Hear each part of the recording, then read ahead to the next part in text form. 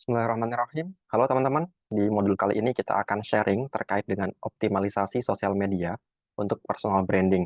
Jadi kita akan membahas sedikit dan kita akan kupas terkait dengan pemanfaatan sosial media untuk pengembangan karir supaya meningkatkan peluang untuk mendapatkan pekerjaan.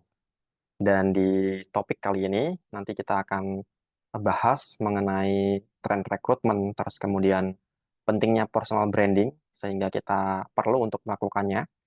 Terus kemudian kita akan berbagi juga terkait dengan tips dan trik untuk membangun personal brand dan terakhir kita akan bahas mengenai optimalisasi sosial media kita untuk personal branding. Jadi saat kita punya sosial media, tidak hanya kita sekedar gunakan untuk share hal-hal yang kurang bermanfaat, tapi kita habiskan waktu di sosial media dengan berbagi dan membuat hal-hal yang bermanfaat untuk lingkungan kita dan juga untuk pengikut sosial media kita. Sebagai awal di video kali ini, saya akan sedikit cerita mengenai tren rekrutmen di Indonesia, bahkan di dunia, di era saat ini.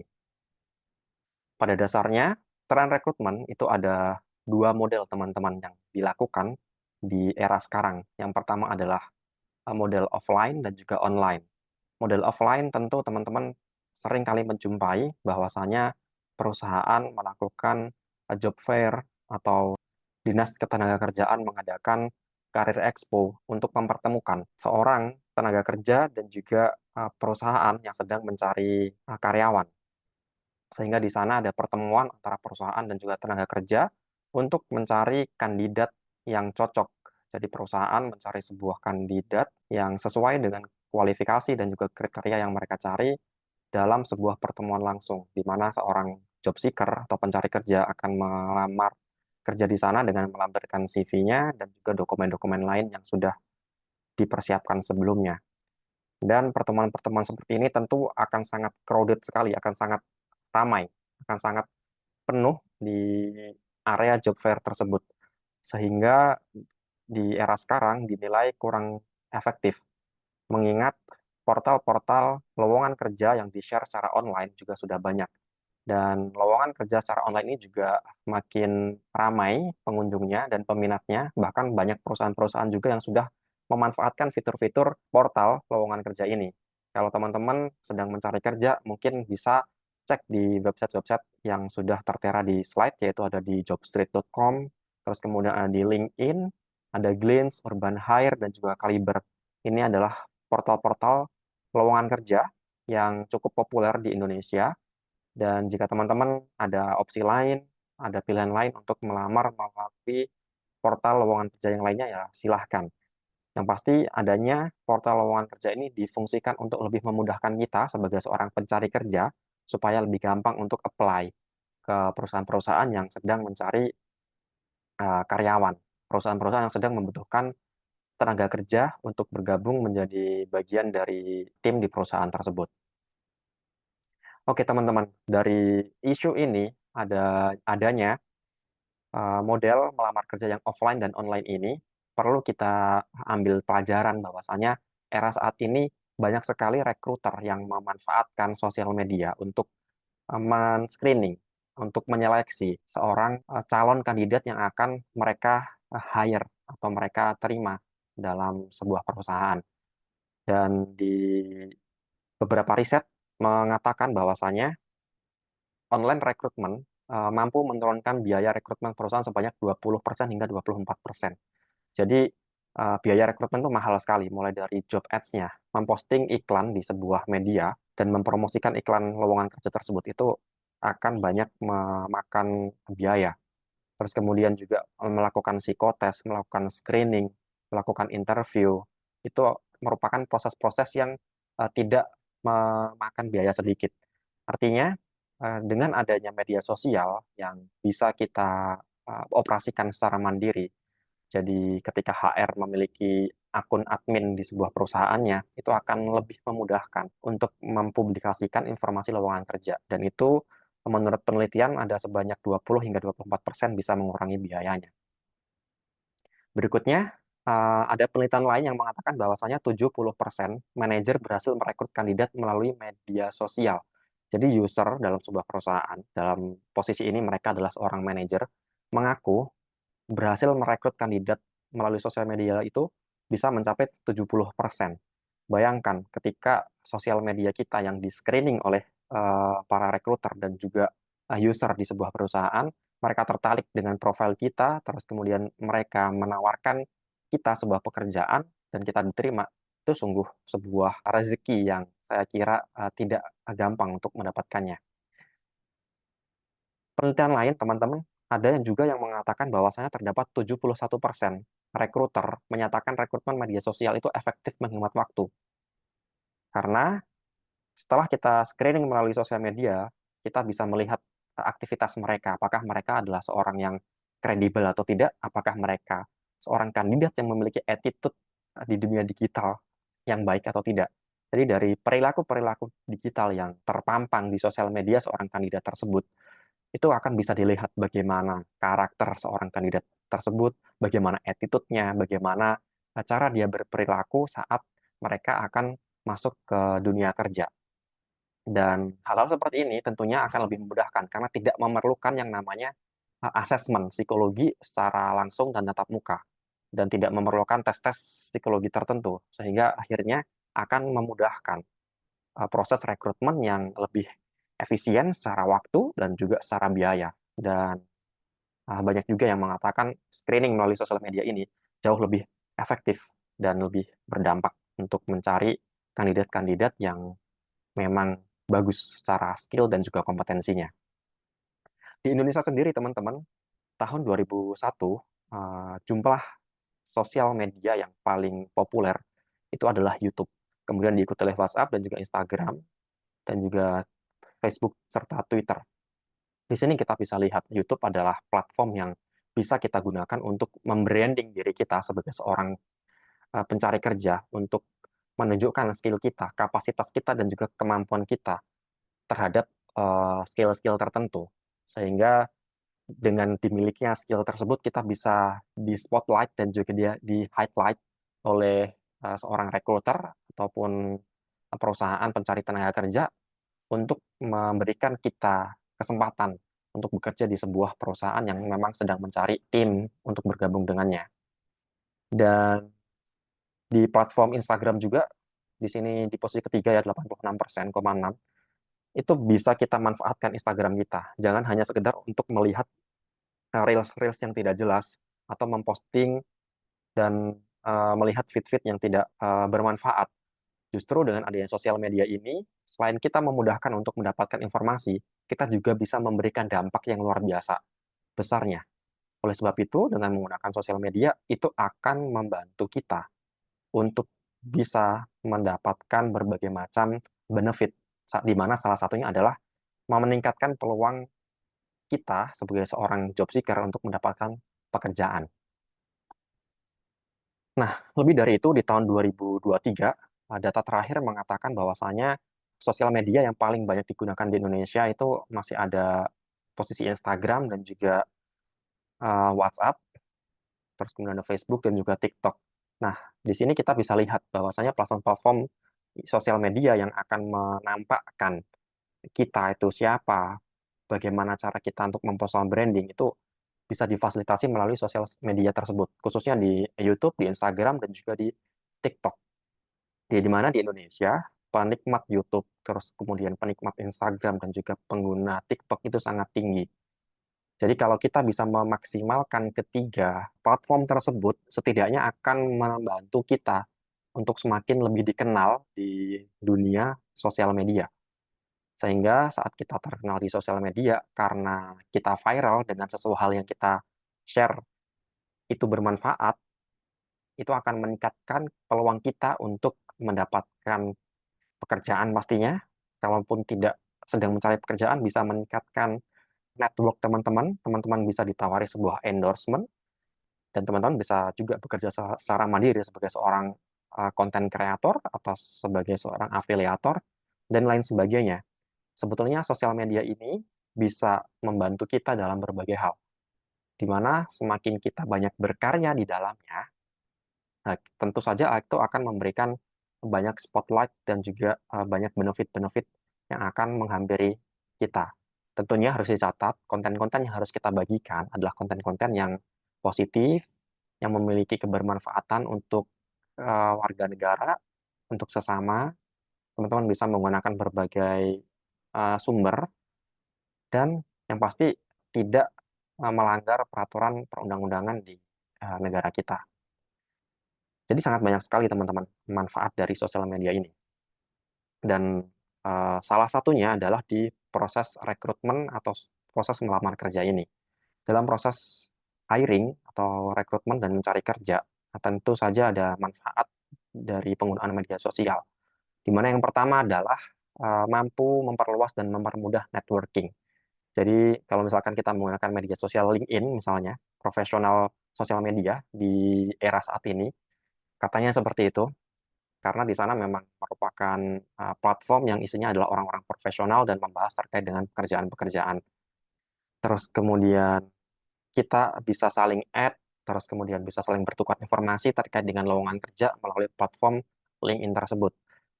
Kita juga bisa menambahkan pertemanan dengan HR ataupun para profesional di media sosial LinkedIn itu. Yang kedua, kita bisa membantu memasarkan potensi diri kita atau bahkan perusahaan. Kalau misalnya kita posisinya sebagai seorang pengusaha yang sedang mencari pekerja. Kalau misalkan kita sebagai seorang job seeker, kita bisa mempromosikan diri kita, skill kita, kompetensi kita di sosial media tersebut supaya lebih banyak disorot oleh rekan-rekan HRD ataupun perusahaan-perusahaan yang sedang mencari tenaga kerja. Nah, berikutnya yang ketiga, manfaatnya adalah kita lebih mudah mendapatkan informasi kandidat dan juga perusahaan. Untuk kandidat, orang kandidat yang mau mencari pekerjaan atau job seeker yang sedang mencari pekerjaan akan lebih memudahkan saat dia mencari tahu di sosial media. Bisa di Instagram, di Jobstreet, bisa di LinkedIn, ataupun sosial media yang lain. Karena job advertisement atau iklan pekerjaan yang dikeluarkan oleh perusahaan bisa saja diposting di media sosial dan juga kanal informasi yang mereka miliki. Dan secara umum biasanya ada di kanal YouTube-nya mereka, terus kemudian Instagram, Twitter, dan lain sebagainya. Terus kemudian yang keempat, teman-teman, manfaatnya adalah bisa memberikan gambaran mengenai kemampuan kandidat. Jadi kalau misalnya seorang perusahaan sedang mencari karyawan dan sudah masuk CV-nya, salah satu metode screeningnya adalah screening media sosial. Kita akan lihat seberapa baik dia track record-nya di sosial media. Apakah ada jejak digitalnya negatif? Atau justru jejak digitalnya sangat positif, sehingga lebih meyakinkan perusahaan untuk meng-hire kandidat tersebut. Begitu pula sebaliknya, seorang job seeker bisa mencari informasi seberapa kredibel perusahaan tersebut melalui sosial medianya, melalui berita-berita. Apakah perusahaan tersebut sangat patuh peraturan atau tidak, apakah dia mensejahterakan karyawan atau tidak, model peningkatan karirnya apakah diinformasikan atau tidak, itu bisa ditemukan di dalam sosial media dan juga internet yang teman-teman sudah kuasai pastinya. Yang terakhir teman-teman, manfaat sosial media dalam proses rekrutmen ini adalah lebih hemat waktu dan biaya. Hemat waktu untuk kandidat yang sedang mencari kerja atau pencaker, dan juga hemat waktu dan biaya untuk perusahaan. Karena dalam proses hiring ini tentu akan dilakukan beberapa tahapan. Misalnya, rekrutmen yang dilakukan secara offline tentu saja mengharuskan kandidat mendatangi ke perusahaan tersebut. Dan itu ada biaya, ada waktu yang harus dikorbankan juga. Perusahaan harus mencetak soal-soal psikotes, tentu itu juga akan memakan biaya. Sementara kalau misalnya dilakukan secara online atau melalui digital, itu akan lebih menghemat kita. Dalam artian seorang kandidat yang sedang mencari kerja dan juga perusahaan yang sedang mencari tenaga kerja tersebut. Artinya tidak perlu ada biaya yang lebih banyak terbuang, waktu yang lebih banyak tersita, sehingga lebih efisien secara waktu dan juga secara biaya, dan juga lebih efektif untuk mendapatkan kandidat tenaga kerja yang lebih kompeten. Nah, kira-kira teman-teman, kenapa sih diperlukan yang namanya personal branding. Dan kenapa personal branding ini menjadi penting? Kurang lebih alasannya ada 5. Yang pertama adalah menunjukkan dan mengembangkan kemampuan. Jadi dengan kita memposting keahlian kita, skill kita di sosial media, itu akan membuat orang lain tahu bahwasanya kita itu seorang yang memiliki kemampuan, memiliki skill yang bermanfaat dalam dunia kerja. Skillnya bisa apa saja?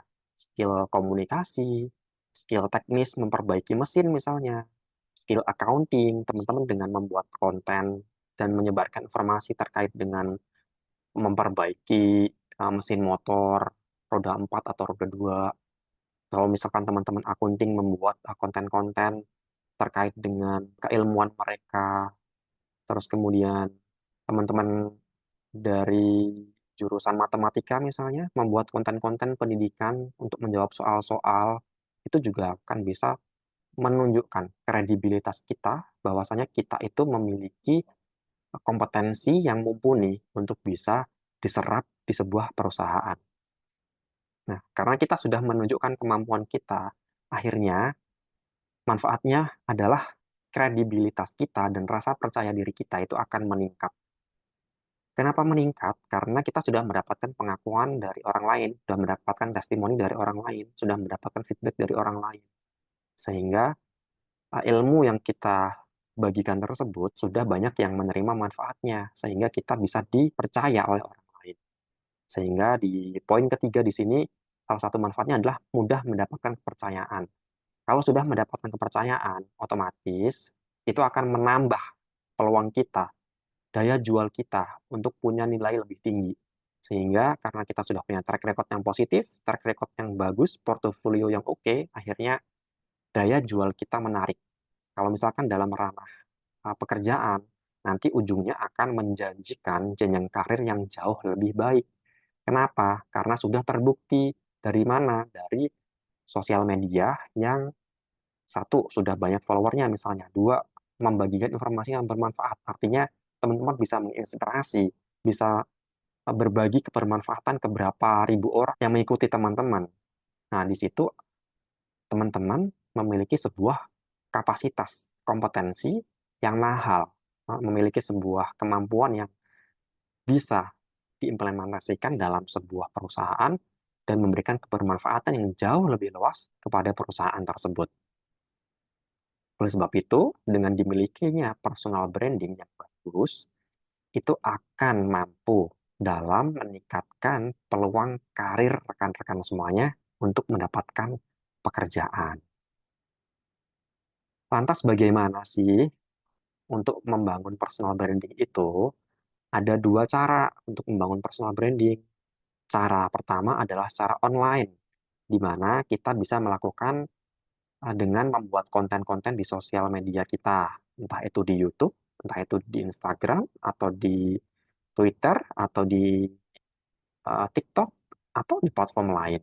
Terus kemudian teman-teman bisa juga dengan sharing konten-konten yang positif, baik konten bergambar atau video, intinya konten-kontennya adalah memiliki kebermanfaatan dan membangun sesama, dan menginspirasi juga pastinya, supaya punya nilai plus.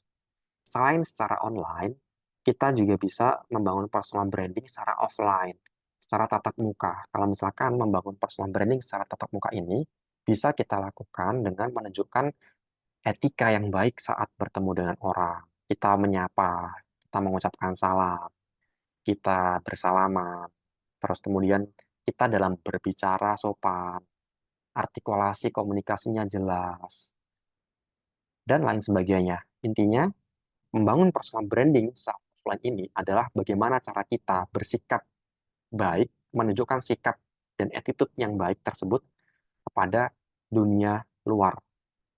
Sehingga orang-orang di sekitar kita juga akan merasakan kebermanfaatan, etika, dan juga kebijaksanaan yang kita miliki tersebut, sehingga mereka akan melihat, oh ternyata si A ini memiliki attitude yang bagus.